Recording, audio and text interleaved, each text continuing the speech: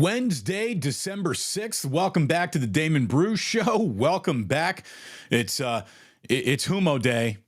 One typographical error, hump day becomes Humo Day in this chat room forever. You guys are insane. You all really are. Thank you so much for being insane along with me and here on the Plus.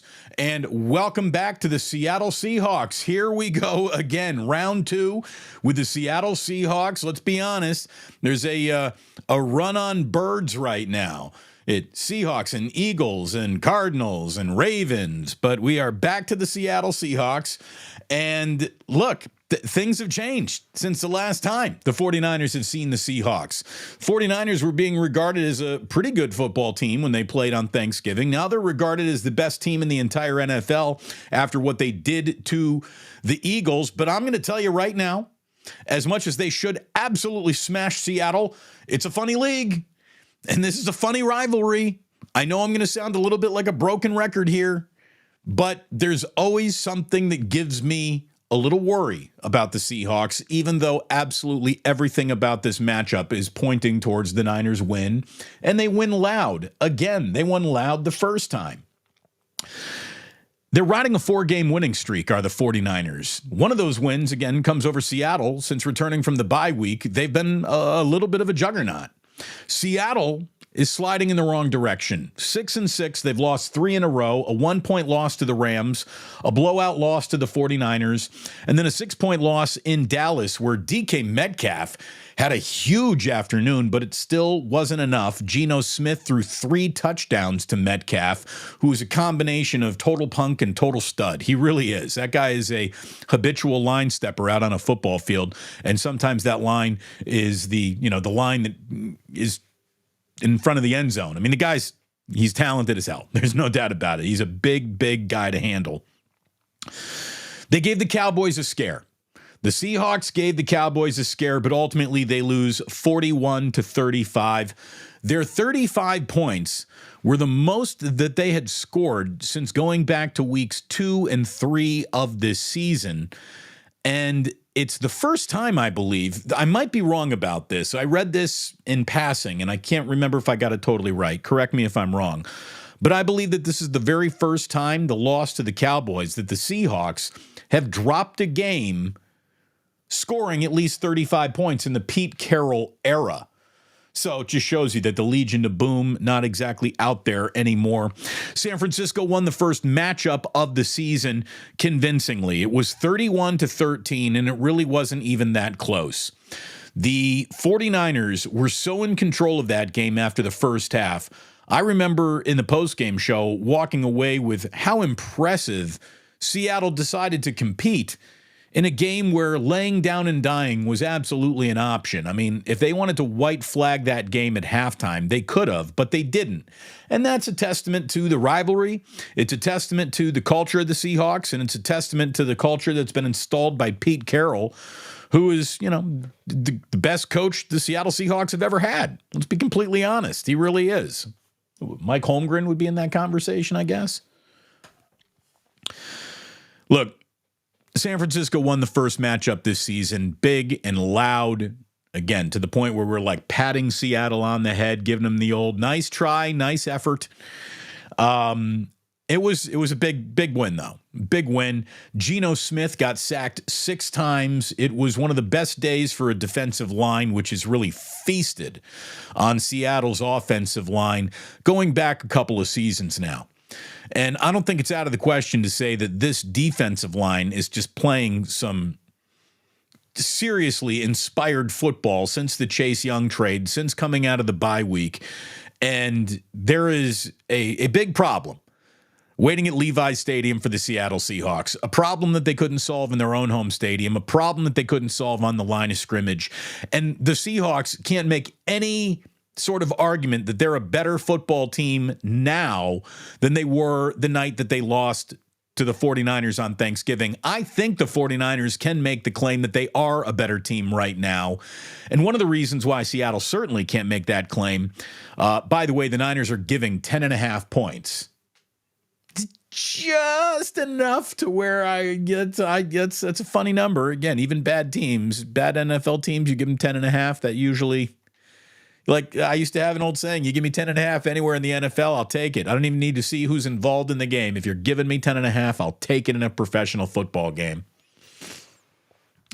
But maybe not this time around, because Seattle's in a little bit of a tough spot. Again, they've lost 3 in a row, and they've got a serious question in their backfield right now. And the question isn't how's Geno Smith playing. The question is who is playing running back for the Seahawks, because Zach Charbonnet got hurt in that loss to Dallas. Kenneth Walker III, who's a bit of a handful, he got hurt in the Rams loss and has not been back since. He's working his way back. Both of them are listed as questionable.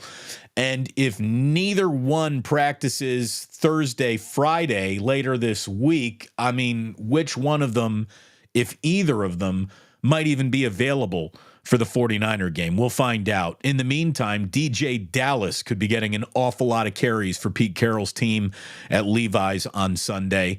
They've elevated a 7th-round rookie. And look, if there's a fan base in the NFL that won't do anything to disparage or underestimate a 7th-round rookie, Brock Purdy, it's going to be 49ers fans. But they had to elevate running back Kenny McIntosh from their practice squad. He is yet to touch a football in a game that matters. He is yet to have a single touch in a regular season game. So he might be deployed against the 49ers, and you got to like those odds for the 49ers as well. Now, thank you for being here. I know an awful lot of people are new to the channel. New people are discovering it by the day, by the hour, it would almost seem. I certainly love having you all in here. I want to prepare you for what you're going to get. What you're going to get if you're new here, if you are among the newly initiated, what you're going to get here is sports grounded in reality. And there will be times to talk the trash, but it's not a trash talking channel. As a matter of fact, I don't even think it's an exaggeration to say that, like, I'm the least hype it up, least shit talking Niner content creator you're going to find on YouTube. And having said all that, it sure does sound like a one-dimensional Seahawks team comes in here and just gets clocked by the 49ers on Sunday. I got an awful lot of confidence in the 49ers. You should have confidence in the 49ers too. They are just playing really good football. The Seahawks are retreating from the competitive nature that they were showing in the first half. And again, look, they played their wings off in Dallas. They really did. Still wasn't enough. I'm just confident. If this makes any sense to you, hit a like. Hit subscribe, hit a like if this makes any sense to you. I'm so confident that the 49ers are going to house the Seahawks that I'm a little worried. Does that make sense? I hope it does. I hope you feel about sports that way too. When you're so confident in something, now you're actually worried about it. Like anytime historically I've been this sure about an outcome, I've either bet on it or lost or just been wrong altogether, which is why I bet so infrequently, because just when I think I know it all, sports lets you know you don't know anything. I'm incredibly confident in the 49ers, which makes me worried about this game. Just a little. I know it's nuts. But look, the Seahawks, like I said, there's something about them. No matter what the situations are, no matter who the records are, there's something about them that is just a gum-snapping Pete Carroll pain in the ass whenever these two teams play. It's the truth. And, I know I said this last time around. I'm going to say it again. The Seahawks officially in nothing left to lose mode. Look out for a fake punt. Look out for a fake field goal. Look out for an onside kick to begin the game. Pete Carroll has no reason to not try to steal a possession somewhere in this football game. Somewhere.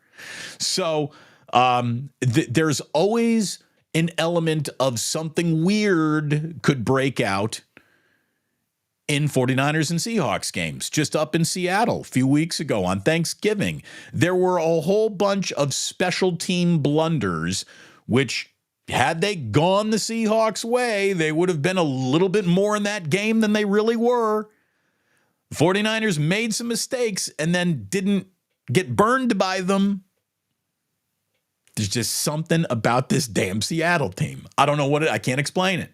I don't think it should be explained. I think the word to explain it is division rival. When you're playing a team that knows you well, weird things can happen. The 49ers have got some good ownage on the Seahawks. They are looking to sweep them for the second consecutive season, and you can add a wild card victory over them last postseason as well. So an awful lot of confidence pointing towards the Niners. Awful lot of confidence, which makes me a little bit worried. I hope you get it. I think most of you do. By the way, it is good to have you here. Thank you so much for stopping on by. The channel is growing. The podcast is growing. The interaction, the collaboration in this community continues to grow, and I love that. New names, new faces, a lot of old names and faces as well. It's good to see so many new folks in the house. Thank you so much. Hit a like, hit a subscribe if you are new here. Let's do this together. We couldn't do it, certainly, without our sponsors. My man Ike, not only is he making delicious sandwiches, he is trying to recruit Shohei Ohtani. He is telling Shohei, you can play baseball anywhere. You can be productive anywhere. What you can't do is open one of the greatest sandwich shops ever opened anywhere and put your name on it. I'll give you naming rights. I'll give you naming rights. So my man Ike is working hard to get the Giants right this year. He's a season ticket holder. He's got some selfish reasons to do this as well. But let me tell you, you have only one reason to get yourself a sandwich at Ike's, and that's because they're freaking delicious. As a matter of fact, I might have an Ike's in my future today. If I do, I'll take a picture and send it on. Little sandwich porn for you coming up later on today, courtesy of my friend at Ike's. Let me tell you about Dr. Paul. Dr. Paul Hughes, with an office in San Mateo, has got himself a new way to handle the pain that you're in all the time. If you have joint pain, if you got arthritis, if you're bone to bone, he's got cellular replacement therapy, which could absolutely give you a reason to not have that incredibly intrusive, invasive knee replacement, shoulder replacement, elbow replacement. Look, if you got a problem in a joint, you go see Dr. Paul. Orthopedicsurgeries.com. Orthopedicsurgeries.com if you want to possibly avoid an orthopedic surgery. I got to tell Dr. Paul, you got to get a new website name, because your website name, Orthopedic Surgeries, is the thing that your new treatment allows people to avoid. So we'll talk to Dr. Paul about all that. If you want a consultation with Dr. Paul, go to orthopedicsurgeries.com.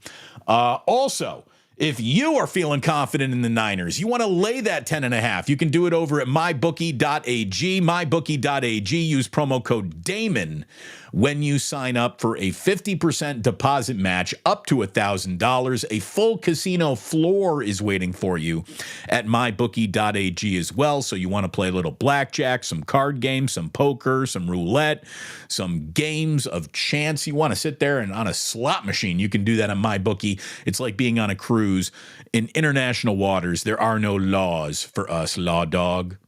No laws out there. Little 49ers housekeeping for you before we move along this afternoon. The Niners have signed safety Logan Ryan. They did that on Tuesday, but I'm telling you about it here this Wednesday. It's a one-year deal, and in order to make room on the roster, they released a player that I think could have a very good NFL career. Running back Tyron Davis-Price out of LSU was the odd man out just based on team depth and usage, and so he's gone to create a roster spot for Logan Ryan, who was a third-round pick a decade ago. He has got 121 NFL starts at safety under his belt, a career that started in New England. He's been a Titan, a Giant, and a Buccaneer as well. And what he is depth and experience. He's depth and experience. I don't think he's come in any way to replace Jair Brown, but to back up Jair Brown, because I'm going to tell you, now that Hufanga is out of the picture for the entire year, if Jair Brown went down, all of a sudden you'd have some problems. So that's why this team went out and signed Logan Ryan. He is experience, he is depth, he's plug and play if something that goes wrong, and can probably play either safety position. So just a necessary roster move to protect roster depth. And, you rob from a place that you have some depth to add some depth. And the running back room, like right now, let's be honest about Davis Price. As good as he might be, as good as he could be right now, he was just off the radar. I mean, he's behind Jordan Mason, who doesn't even get snaps, who's behind Elijah Mitchell, who is now absolutely being worked into game plans more than in the first half of the year. And everyone is behind CMC Touchdown Factory. I mean, McCaffrey just keeps rolling. He's the best running back in football, and we know that, Kyle Shanahan's got a Christian McCaffrey addiction. Nothing wrong with that. I just hope he doesn't overdose McCaffrey. Another bit of housekeeping, Matt Barrows. This has not been done. The chore is not done, but it's on the maybe honeydew list. John Lynch's honeydew list. Matt Barrows is saying that the 49ers are believed to be one of the teams most interested in tight end Zach Ertz, and Ertz is apparently waiting till next week to decide where he might want to play. San Francisco, theoretically, as Barrows reports, could put tight end Ross Dwelley, who's got a high ankle sprain, on injured reserve to make room for Ertz. And Barrows says that he imagines that Kyle Shanahan is all for adding an experienced player who could be a serviceable weapon and who has a Super Bowl ring. A little bit of experience this time of year feels like it goes a long way. Ertz has that experience. So we'll see if he doesn't end up on this 49ers roster before this season is said and done. Other bits of NFL housekeeping. On Tuesday's show, we mentioned that it could be a really ugly week of quarterbacking matchups around this league just due to the fact that, quarterbacks are getting taken out left and right. Well, the Vikings are apparently going to be sticking with Josh Dobbs at quarterback this week as they play the Raiders in Las Vegas, who are going with Aiden O'Connell, talking about developing, struggling, might not yet be ready for primetime quarterbacks. But I think it's smart that the Raiders are in that O'Connell camp and continue to see what he is before they head into an offseason where they'll be reinventing the team basically once again. The New York Jets, believe it or not, are going back to Kevin Wilson. And whether or not Kevin Wilson even wants the job is being discussed on sports talk radio in New York City. Apparently, Kevin Wilson, when asked by Aaron Rodgers if he was ready to get back in there and start again, wasn't exactly like, yeah, man, just give me an opportunity. I want that damn ball. Get me back in there. Apparently, Kevin Wilson is starting to think like, yeah, my time in New York is borrowed time, and I don't know if I want to go in and play behind a terrible offensive line and maybe risk injury, which could affect my future somewhere else, because my future in New York is basically dead on arrival, So the Kevin Wilson saga just doesn't feel like it could possibly end well in New York or become the reclamation project in the absence of Aaron Rodgers that a lot of fans were hoping, like, all right, maybe this highly drafted young quarterback, the light comes on and he'll get us through this year no. That kid is galactically uncomfortable playing with the New York Jets. I think a lot of quarterbacks would be galactically uncomfortable playing with the New York Jets offensive line. So the Texans are coming to New York, and that's what that looks like. One more bit before we turn our attention to something other than football for the first time in this show today. By the way, I hope you like that thumbnail. Round 2, fight. By the way, did we already announce sip of the day? If we haven't, there it is. I mean, that's even a little past its prime sip of the day. The first sip of the show was really the sip of the day. I don't think I formally announced it, but for betting purposes, there you go.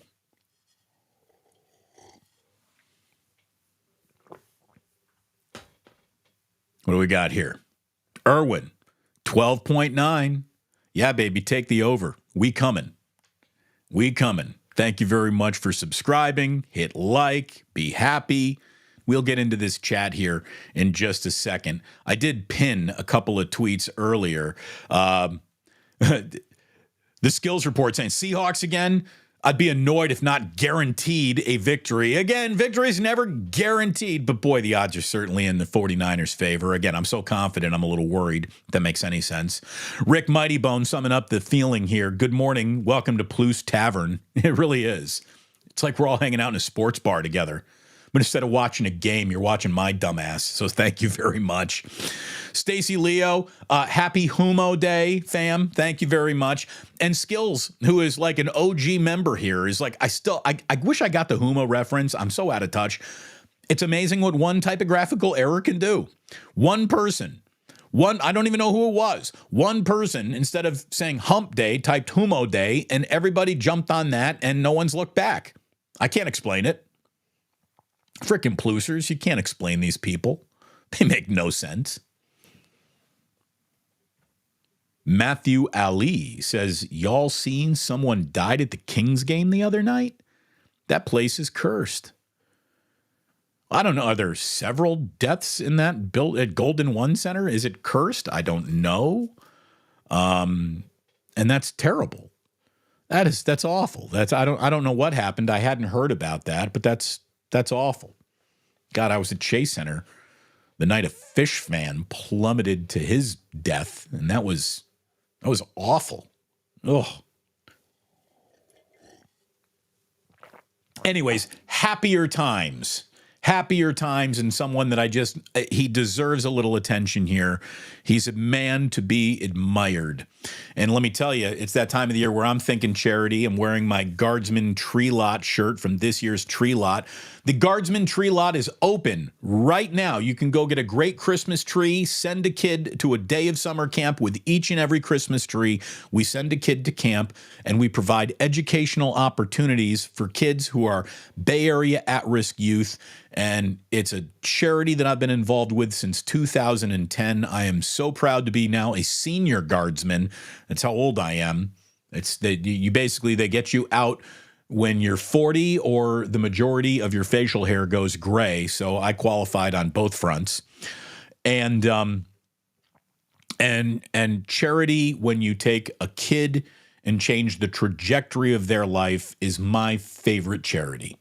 Any charity that does that, any charitable work that works on individuals, doesn't take a big word like, a disease and just throw money at a disease that never really changes. Changing individual lives is where I believe charity is best spent. That brings me to Arik Armstead, because Arik Armstead is just a solid human being. And he is a Walter Payton Man of the Year Award nominee of the 49ers for a fourth straight year. I really hope he wins this. I do, because it's obviously something that is not performative for him. He's not thinking, oh yeah, it'll help my image if I go out and I dedicate a year of my life to an absurd amount of charity work and really get on the charity radar. And now this guy just quietly, humbly for years now has been improving his hometown of Sacramento and a whole bunch of Bay Area youth around that. His Armstead Academic Project, which is known as AAP, has been around since 2019. He's helped raise and he's personally donated over $2 million to, again, Sacramento, the town that he's from, and Bay Area youth around it. The 49ers press release touting Armstead's charity work reads that he hosts story times, youth football camps, college field trips, free health and wellness fairs. He provides resources, warm meals, school supplies, and his ethos is that a zip code should not define a student's opportunity. Arik Armstead would have been a hell of a guardsman. We are completely in lockstep with where our charitable mind and efforts go. And I wanted to call some attention to the work that this man's done, because Arik Armstead, very good player, very good season that he's having. And honestly, he's a better person than he is a football player. And he's a pretty damn good football player. So tip of the cap to Arik Armstead, a Niner that you can be proud of, a 4th straight nomination for the Walter Payton Man of the Year award. I certainly hope that he's a finalist. I would love to see him actually recognized as the winner of really the most prestigious award the NFL can hand out for civic-minded behavior. So cheers to Arik Armstead. And come on down to the Guardsmen Tree Lot. You can go to sftreelot.com to find out all the information, but it is at Fort Mason Festival Pavilion. And I think I'm going to be doing a show from down there next week. It's going to be a quick one, so I'm not going to invite you to come on down, but come on down to the Guardsmen Tree Lot, not for the show, but for really all your holiday needs. If you're here in San Francisco or the Bay Area, we'd love to have your Christmas tree be a Guardsman Christmas tree. And I'm just going to warn you right now, they're more expensive than the average Christmas tree, but that's because you're really not buying a Christmas tree. You're getting a Christmas tree for making a donation to send a kid to summer camp. And that's what the Guardsmen are all about. I'm very proud to be affiliated with them now for, nearly 14 years. It's a great group. Festival Pavilion, Fort Mason, 9 a.m. to 9 p.m. Come on down to the Guardsmen Tree Lot. Okay. So the Golden State Warriors have a game that they really simply cannot afford to lose on the schedule at Chase Center this evening. The 6-13 Portland Trailblazers roll into town. Dame Lillard nowhere in sight. You got to look to Milwaukee if you want to see Oakland's own Dame Lillard. The Warriors are 2 games under 500 on the season. They're 2 games under 500 at home. And Portland's getting 10.5. So it's time for the Warriors to get their heads out of their collective rear ends and play some decent basketball. There are way too many veterans on this team, and Steve is leaning into too many veteran minutes for them to be making the kind of botched rookie mistakes that have them losing. Well, in their last dozen games, they're 3-9.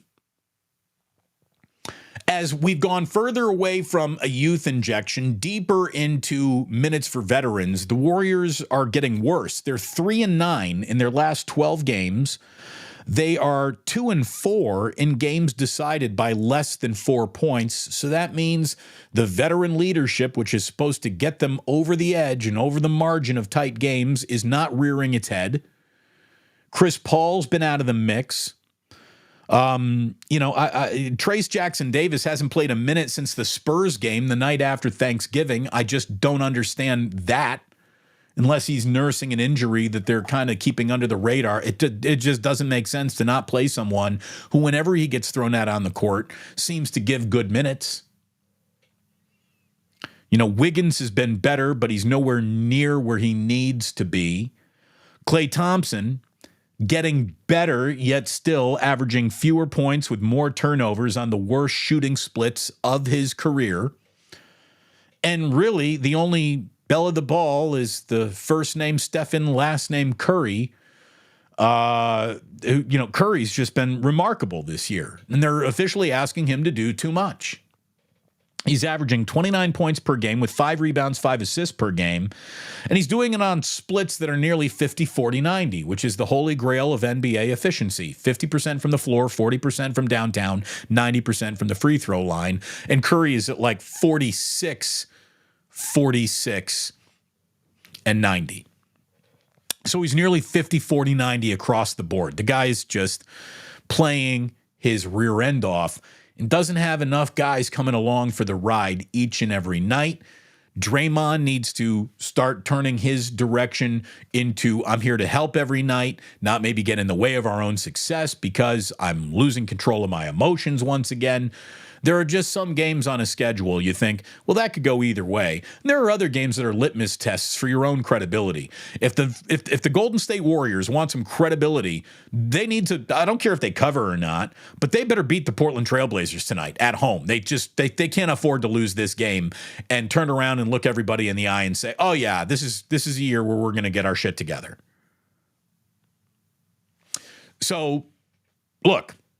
Get better, Golden State Warriors. We all know that there's a weird, overzealous media that's got its forks out and can't wait to declare them dead. it's just the way it works. You know, you spend so much time building something up, you can't wait to tear it down, especially in the media. And that brings me to another story that we got to talk about. We kind of broached the subject a bit on Tuesday. Here we are again, because you can feel the media wanting to turn on Shohei Ohtani in a weird way, because Shohei Ohtani has a level of discreet operation that, let's be honest, the media just does not like, and baseball did not need. Shohei Ohtani is denying baseball writers all of their columns of rumors because of his very discreet, very off the record, very much, like Shohei Ohtani's free agency is like Fight Club. Like, first rule of Shohei Ohtani free agency is you don't talk about Shohei Ohtani free agency once he comes and has a meeting with your team. There is a level of importance to privacy and discretion and not being a look at me kind of guy that isn't just ingrained in Shohei Ohtani, the individual, but is really ingrained in Japanese culture. Discretion. Most people in America don't even know what the word discretion is anymore.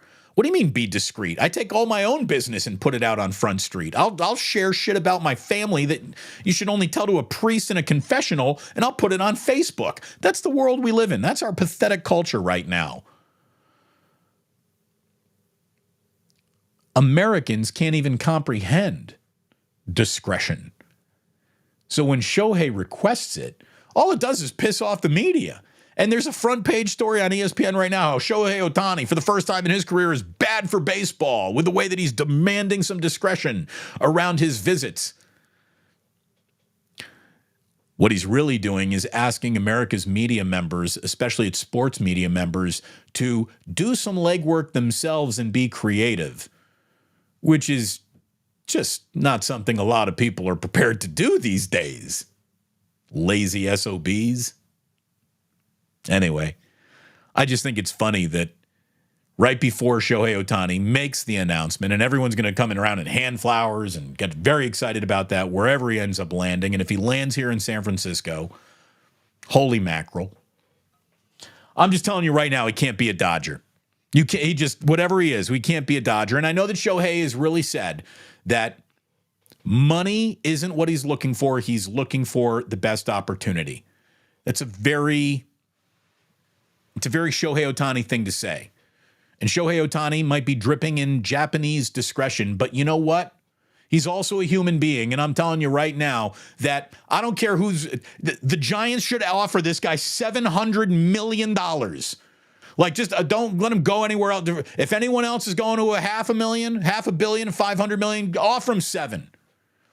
Offer him $7 million. The city needs it. He would make the city a better place. He would bring more business. He would sell more hotel rooms than anyone else. He would open up a door to Japanese tourism in a town that, if you wanted to measure who lives here, has a larger Asian persuasion than just about any major city in America.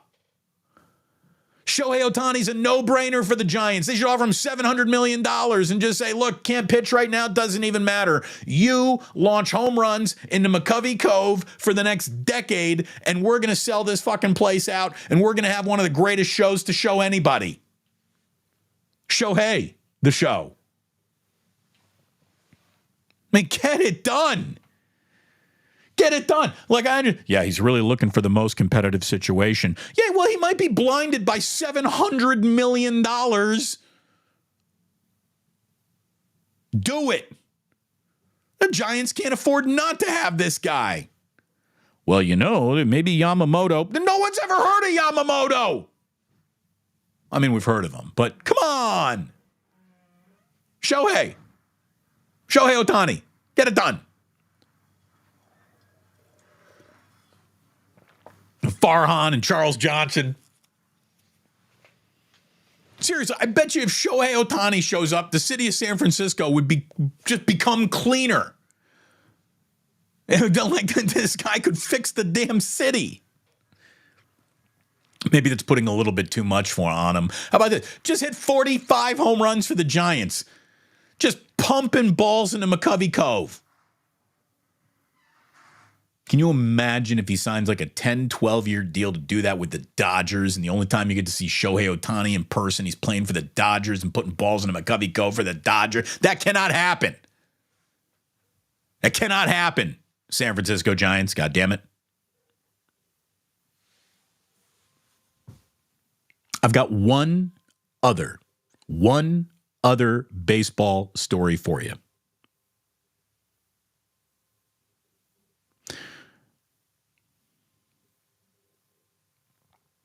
Max Scherzer. By the way, I'm noticing. Did I say Kevin Wilson? Zach Wilson? The guy who sucks as a quarterback for the New York Jets and should have never been drafted. That Wilson. Sorry, I get my Zachs and Kevins mixed up. I get Stroco Loco. One other baseball story to share with you, and it's just numbers are amazing. And if you're going to raise your son to be a pitcher. Good God. Did you see the story about Max Scherzer, who I think is going to set a major league record this year? Max Scherzer, who signed a 3-year, $130 million contract with the New York Mets. He's got an average annual salary of $43.3 million. Well, he then gets traded to the Texas Rangers as the Mets blew up their entire team because the year didn't go where it wanted to. So, the Mets are still on the hook for some of that. The Rangers are on the hook for $22.5 million. And the Washington Nationals are still on the hook from the deal that sent him to the Mets in the first place. And this is where I don't know if any player has ever done this before. Max Scherzer is still drawing a paycheck from the Nationals and the Mets and the Texas Rangers. And he is now a top 4 payroll player on 3 different teams' rosters. Even though he's on the Rangers roster, he is the second highest paid New York Met still. He is the 3rd best paid Washington National rostered player still, even though he's not on the roster. He's on the payroll still. And he is the 4th highest paid Texas Ranger. I mean, has there ever been a guy topping 3 major league payrolls in the same year? Max Scherzer. 2 different color eyes, 3 payroll topper.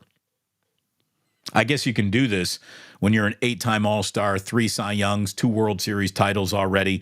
Over 16 seasons, Max Scherzer has made $256 million in career earnings. If you took his career earnings and you retrofitted it across every start he's made, 457 career starts in Major League Baseball, Scherzer has been compensated better than $500,000, $560 million every single time he's started. If you retrofit his career earnings over his career starts. Again, raise your sons to be pitchers, fellas. It's good money.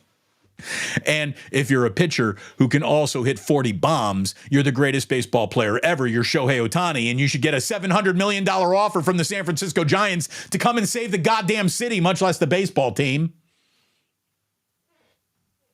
And I've said enough. Thank you so much for being here today. Thank you for watching on YouTube. The channel officially grows. Let's do a quick update of the subscriber count. 12,938. Could be at 13,000 before the sun goes down tonight if you're aggressive about sharing the channel with your friends, your circle, your trusted confidants. Say, check this guy out. You got a mom and dad at home? There's 2 more subscribers right there. Mom and dad, sign up for YouTube. Subscribe to Damon. Don't ever have to watch. Just go ahead and subscribe, though. We're building it. The algorithm favors the subscriptions. Hit that like button. Comment your hearts out. And thank you so much for being here. Thank you for listening to the podcast. And before we get into Club Plus, exclusively on YouTube, I have to tell everyone on the podcast, thank you so much for listening today, and please do remember that sports don't build character, they reveal it. And like that, he's gone.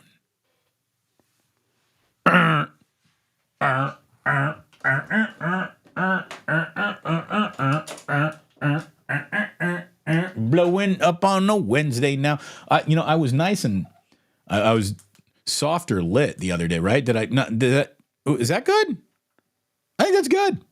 Ooh, maybe that's what we're looking for. Yeah, Chef A, egg mitts.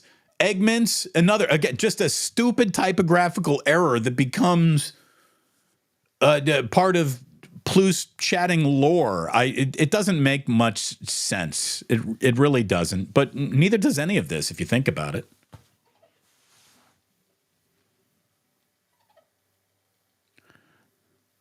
All right.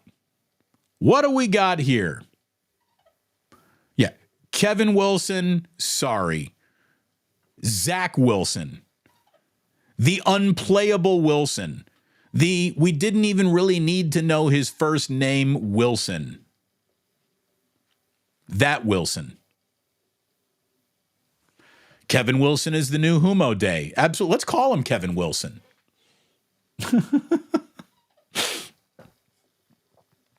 Zach, Kevin, whatever. Ooh, Damon, the audio is immaculate. Well, thank you very much, Point and Shoot. We're going for that. There are days where I totally screw this up, but not today, apparently. Thank you very much. Kevin Wilson, yeah, you got me right here. The reason why I have it, Yarbin the Barbarian, a new name, Yarbin, welcome. Like and subscribe. Kevin Wilson, the old IU football coach. That's why I got football and Kevin Wilson on the brain. Yes, Kevin Wilson. Now it's Zach Wilson. Mike says, Viva la Guardsmen. You're a good man. Now, here's the thing, Mike. It's a great cause. I'm just happy to be a part of it. Come on down. You can be a part of it, too. Send a kid to camp with the Guardsmen Christmas Tree. Got a little something for everybody down at the old tree lot. I don't care what your religious persuasion is. If you got a couple of kids, we got a couple of bouncy houses. Let them work all their yayas out in the bouncy house while you enjoy yourself. Walking around, looking at nice little stocking stuffers. We got all sorts of stuff down there. Otis Bird says, Arik Armstead is a really good dude. Shout out to him for his charity work. Absolutely, man. Absolutely. Point and Shoot says, hey, he's from my year. I really hope, really hope that he wins this year. Nathaniel, so do I. I mean, that's the thing. 4 years in a row being a team's nominee means this guy's not doing charity work for fashion. He's doing it for function. And that's why I really like Arik Armstead. He is absolutely dedicated to the work that he does. Michelle Haberman, Arik needs to win the Walter Payton Award this year. He's truly an amazing human. He still puts that work in Sacramento. My friend taught him in high school. Well, whoever your friend is, they taught him well because he cares deeply about education. By the way, hashtag Arik Armstead. It's Eric with an A. Arik Armstead.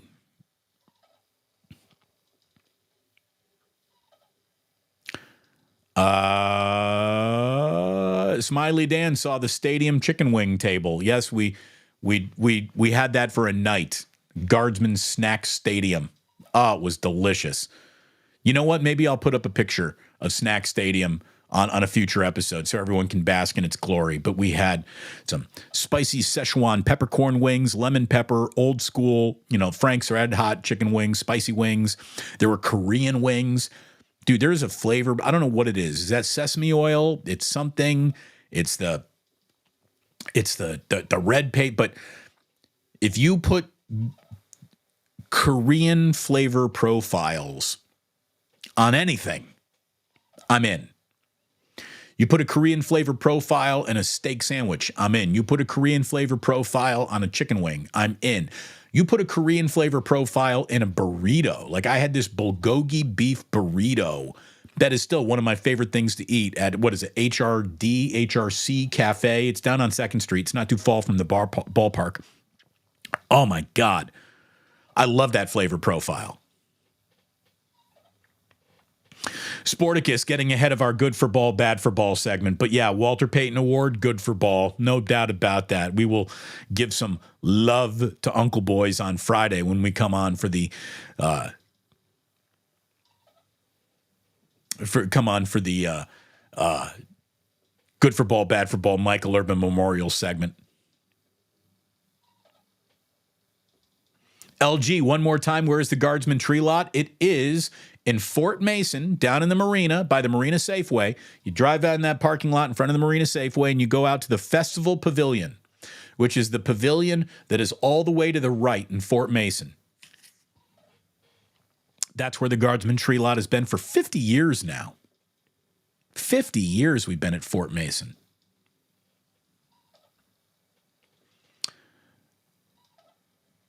Kill a Mig, 831. Can we talk Niners, please? Basketball snooze? Well, we did. We do. You got to get here on time. We did a half an hour of Niners content before we turned our attention anywhere else.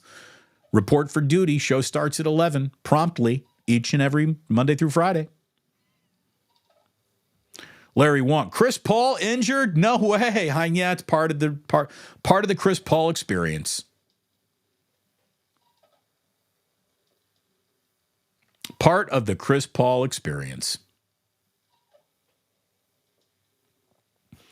They did send Trace down to Santa Cruz, but then they brought him back up, and they got to stop sending him down. He got hurt in Santa Cruz. And he's just, he needs minutes. He needs NBA minutes. The Warriors need rebounding, and that's what he's got. I like Moody. I like what we've seen out of Moody. I like what I see out of Pajemski. I want more Kuminga. Again, when veteran players start making rookie mistakes, you might as well play the younger players on your roster.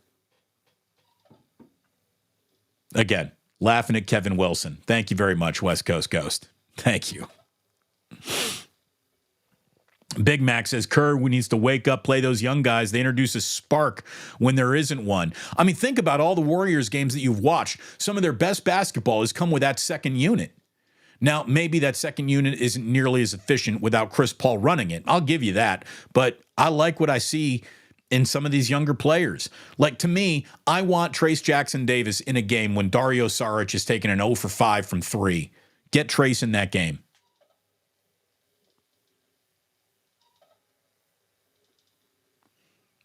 What else we got? Hold on. I got to sneeze. Oh. Again, I told you those sneezes can get cute.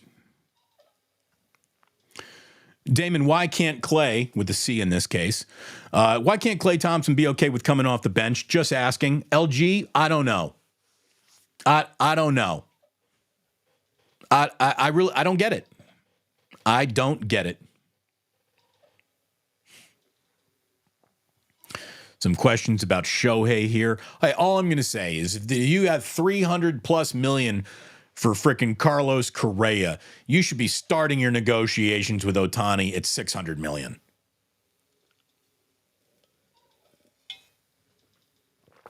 Go to 7, go to 8. I don't give a shit. Just get it done.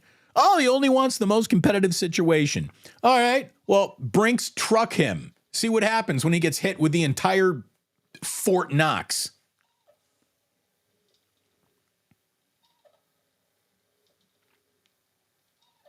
What else we got going on here? Leslie, talking about Shohei. I don't call it discretion. It's more like humility. It's a nice quality these days. Humility? Who in America is humble? Except for our good friend Leslie. I mean, but seriously, it's discretion, humility, humble nature, hat in hand. These are dying traits of American citizens. How about this? Mind your own business. Don't share your own opinion with everyone. Your opinion really isn't that interesting to anyone but yourself. But that's not the world we live in. Everyone thinks that their opinion needs to be broadcast to everybody at all times on every single subject. You know what we used to ask the entire world about the Middle East? Nothing. Because the Middle East, the world didn't know about it. It's way too complex of an issue for, Debbie in Iowa just to say, I think this. No one cares, Debbie. No one cares, Kevin Wilson or Zach Wilson or Wilson Phillips or Wade Wilson or Wilson the frickin' volleyball from the Tom Hanks Castaway movie. No one gives a shit. Wilson. Dun-it. Dun-it. Wilson. Dun-it. Dun-it. Oh, I'm in Stonehenge. Smiley Dan somewhere might have a safety meeting if I keep going, so we just got to keep going. Damon, you talk about all those delicious Asian persuasion flavors that you like. You ever tried Asian persuasion on weed? Thank you very much. Dude, whatever it is, whatever the key element of that Korean barbecue flavor is. I should know the answer to this. But whatever that key flavor element is, oh, I love it. Absolutely love it. I'd put it on my Cheerios.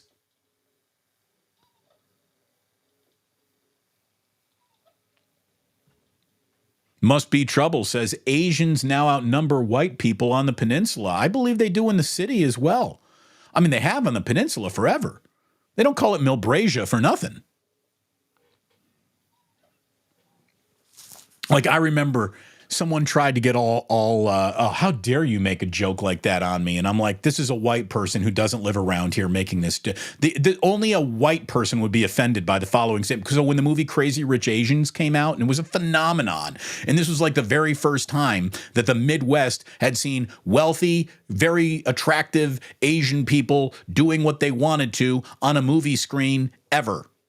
Like, seriously, it was an event for some elements of flyover states America that a movie named Crazy Rich Asians would appeal to them so much. And I said, here in San Francisco, Crazy Rich Asians is a big deal, but we also call it Tuesday. So it was like, oh, how dare you? How dare you? Well, I'll tell you how I dare is because I know a huge handful of Crazy Rich Asians.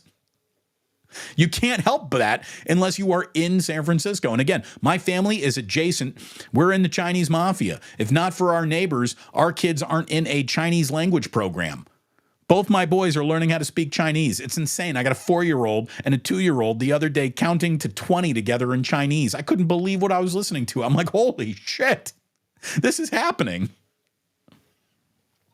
We're looking for Chinese elementary schools for Jack and language immersion. I think it's great for him. His little brain, his synapses are firing everywhere. And then beyond that, I think Jack is such a loudmouth. He needs to be in a situation where he isn't always comfortable being a loudmouth, and being in a Chinese school like keeps his ass humble because he knows he just can't pop off and dominate conversations. Well, what do you know? My 4-year-old wants to dominate conversations. I wonder whose son he is. Don't need a DNA test on that kid. That kid's mine.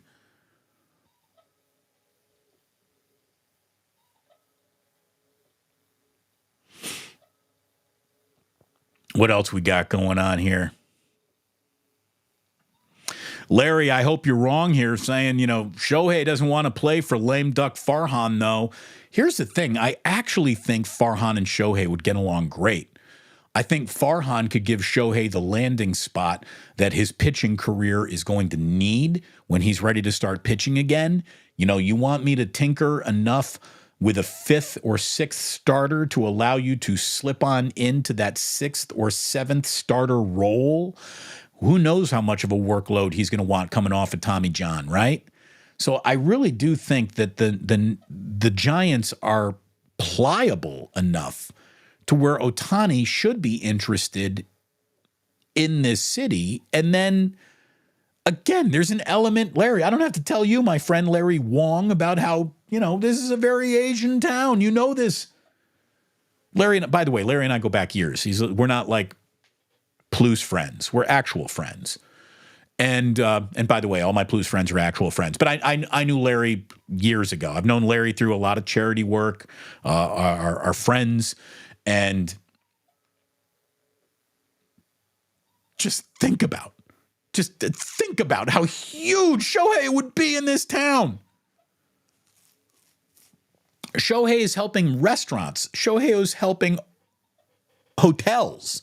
Shohei would help the restaurant business in this town, not just the baseball business, not just Giants business. Shohei Ohtani is an economy unto himself, especially in this town. Like, imagine if you had a city that felt like at times it was 65% or 70% Italian and Joe DiMaggio's a free agent.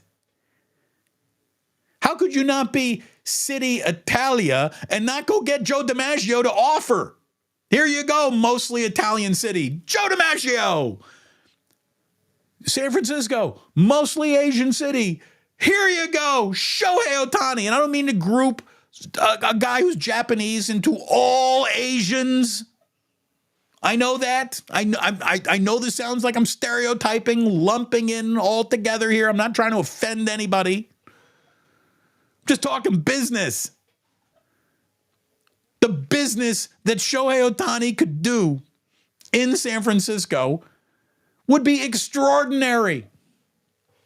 Just pumping balls into McCovey Cove. He'd hit the goddamn cable car out in left center. Or the center right center field. Sorry. Got my cable car mix up. Yeah, dude. Guy just hitting Oppo bombs halfway up the left field bleachers.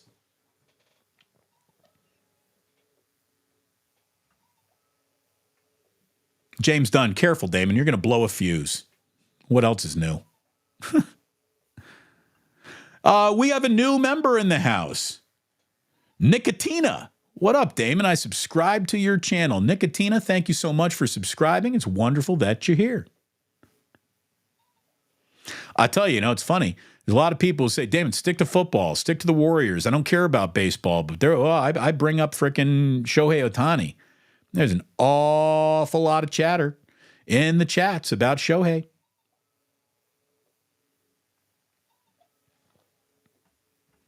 Raise your big boys to be offensive linemen. Always needed. Look, I'm telling you, my boys are going to have some size on them. They're not going to have I play offensive line professional size to them, where a baseball player can come out of any body type there is. See if either one of my kids can frickin' hit 99 on the radar. James Dunn. Awesome, Damon. This ex-KNBR listener has a new home. Thank you, James. And you are home here. Thank you so much for being here. R.I.P. Cougar Rebel says, fuck that. I'm going to raise my kids to be commentators. Have you seen how much Romo, Aikman, and Buck all make just to watch sports? Again, there's some Romo, NFL player, Aikman, NFL player, Buck, legacy broadcaster whose dad was one of the greatest of all time. There's a little element of what's in your DNA going on there too. And let me tell you, as a guy who's got a broadcaster's DNA, I got two sons I wouldn't wish a broadcasting life on ever. That's why I'm teaching them. That I'm not teaching them. It's why they're learning Chinese. I know one white boy who speaks fluent Chinese. He lives in Seacliff. Does international banking on a big level.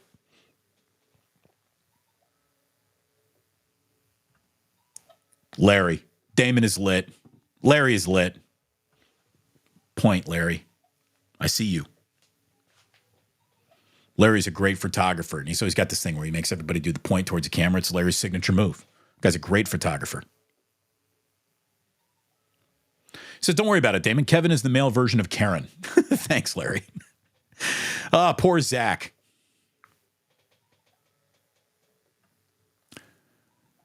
Chef A says, Damon, what is the etymology and the history of the Hot Stove League being called the Hot Stove League? Of course, being a chef, I want to know the reference. I actually have the answer to this. Baseball was so beloved back when people would have like a wood-burning stove. They would miss baseball during the wintertime, and they'd sit around the hot stove talking about baseball. What do you think next year is going to be? And that's where the phrase Hot Stove League comes from. I hope I answered your question, Chef A. It's a What If Wednesday. Again, I needed Ratto and Kolsky to have full encompassing all sports knowledge. I don't presume that I just have all sports knowledge by myself, but you put Ratto and Kolsky with me at the same time. We used to crush What If Wednesday. Whatever your stupid question would be, no stupid questions. But yeah, there you go. That's Hot Stove League. I'll give you another food-centered baseball thing. When you see an outfielder come underneath a lazy fly ball and they say, oh, can of corn, it's because you used to have grocers in old grocery stores have corn on the top shelf and the little old lady couldn't reach it. And the grocery clerk would hang or they'd hold out their apron and with a broomstick, they would knock a can of corn into their apron and it would just fall right into their apron. Here's your can of corn. That's where the phrase can of corn comes from. So now you know can of corn. Now you know hot stove. And there you go. Again, Kevin Wilson, old IU football coach. That's why I got Kevin Wilson burned in the brain. Indiana football is a very scarring, mentally damaging thing to live through. By the way, Indiana got a nice little win in Michigan up in Ann Arbor. I watched Indiana on Peacock last night. Thank God we have Peacock because Jillian needs all that Real Housewives, and that's on Peacock. So she's got her Real Housewives marathons that she gets into, and Indiana's got some exclusive games on Peacock. We're going to talk a little bit more about streaming services and something that I read about Mark Cuban on Thursday's show. But it's it wasn't a very good broadcast. First of all, you had Jack Collinsworth on the broadcast. Then you had, and again, Peacock means NBC. It's not like this is the first sporting event you've ever covered, but you would have thought that those camera people that were doing that game last night, there was terrible ball tracking by the camera crew that was filming the game that was in Ann Arbor last night. I did see a Med Fareed, though. He was doing halftime. Always nice to see him. He was such a nice guy when he was out here at CSN Bay Area. Damon, this isn't to be confused with everybody's favorite neighbor, Mr. Wilson. That's right. It's a home improvement reference, I believe. Damon, keep posting. Keep posting the Tree Lot location. Fort Mason Festival Pavilion, 7 days a week through December 16th, I believe, 9 a.m. to 9 p.m. Fort Mason Festival Pavilion. That's all you need to know. You go down there, and as long as you're not there before 9 a.m. or there after 9 p.m., it's open. Look at Irwin getting it done. Thank you very much. Oh, and Irwin is suffering from Kevin Wilson, Zach Wilson dysmorphia as well. He says, apparently I have Stroco Loco too. Hey, you never know. You never know when you can be a candidate for El Stroco Loco as well. And Irwin, again, I don't even know how to pronounce that. Gojang for the win. Is that the Korean flavor? Fish sauce, Damon, there's a little fish sauce in there. Yeah, there's no doubt there's a little in there. Again, you need that you need that little element of that funk. That's part of it. Yosarian. I knew a stripper named Korean Flavor Profile. Stop it. See, this is how we get in trouble. Oh no, that's right. There's no one to get me in trouble anymore. We can't get in trouble.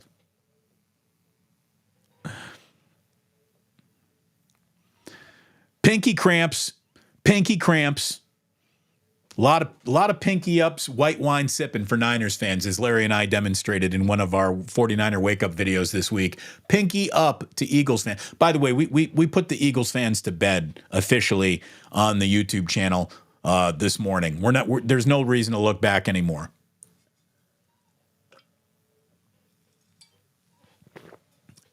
It's Seahawks, it's Cardinals, and Ravens. What have you done for me lately? Otis Bird saying, sounds like Chris Paul might play tonight, though. That's good. They need Chris Paul back. They need to win again, man. They got to get back on a winning track.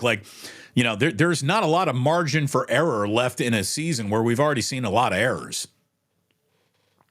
Yosarian, Bobby Knight, be on time. No doubt about that, Yosarian. You better be there before I get there.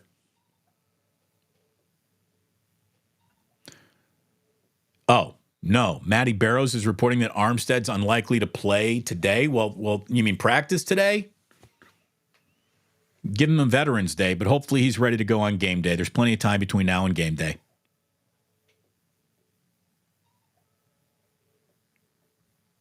Oh, when I sneezed. Bless you.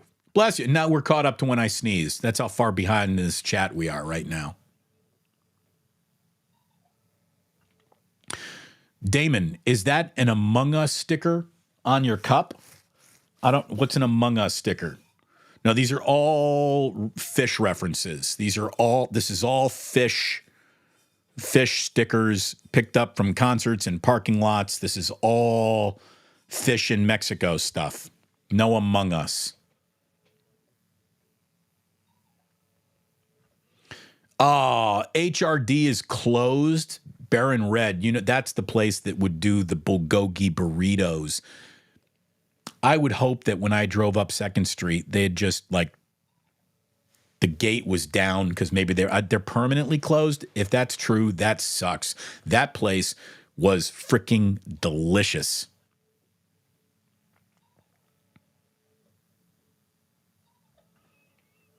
Here it is. Gojang. Gojang forever. That's the flavor? I need the correct pronunciation on that.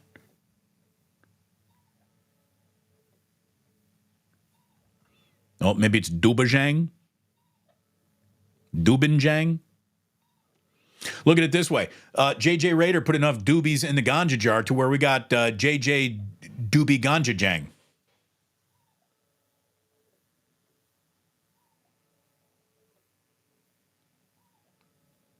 All right. Larry, key elements of Korean barbecue, soy sauce, and sugar. Whatever it is, it freaking works.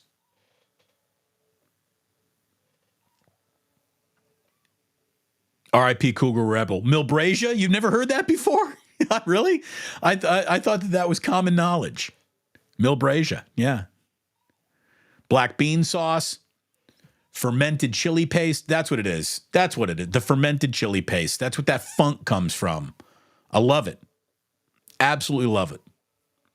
Damon, teach your kids to teach Spanish too. Oh, you got to have some functional Spanish in California. There's no doubt. We're going to bring in La Profesora at some point to teach the boys Spanish.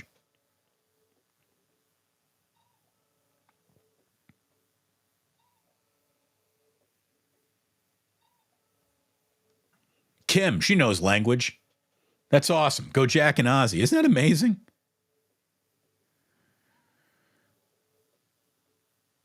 What else we got going on here? What else we got going on here today? Again, begging for Shohei. Why wouldn't you? Literally, the most interesting thing or player baseball could offer. Go get that guy, please. Go get that guy. Oh, he's got a really competitive offer from the Toronto Blue Jays, and he thinks that they're going to be a more competitive team, and he's probably right about that. So give him $750 million. And then go get Yamamoto. Go do something else. Michael Chan, I'm going to raise my daughter to become Damon Bruce. Michael, she can do so much better than that. She can do so much better than whatever the hell this is. Let's go ahead and have some better expectations for her. Thank you so very, very much.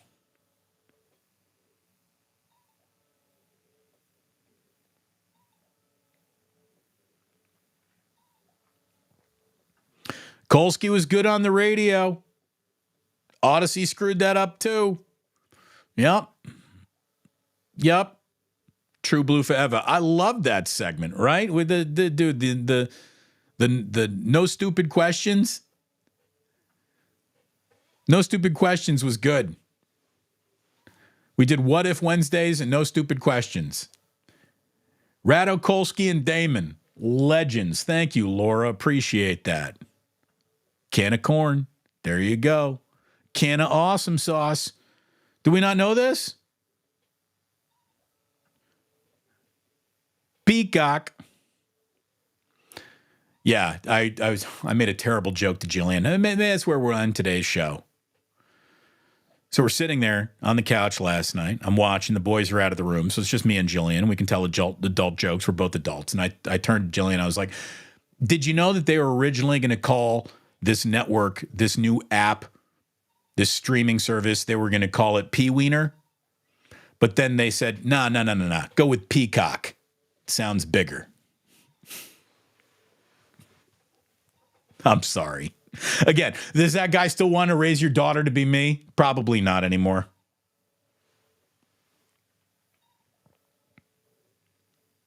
Pee-Wiener? Nah. Go with Peacock. Sounds bigger. Smiley Dan doesn't know how to pronounce it either, but he's going with Gucci Gang, Gucci Gang, Gucci Gang, Gucci Gang, Gucci Gang. Smiley Dan is already safe today, I can tell. Stay safe.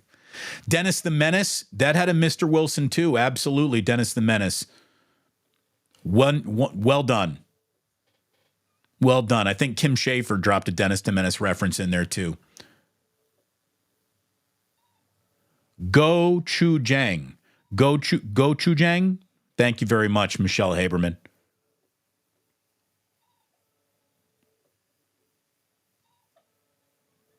My friends, this has been a fantastic show today.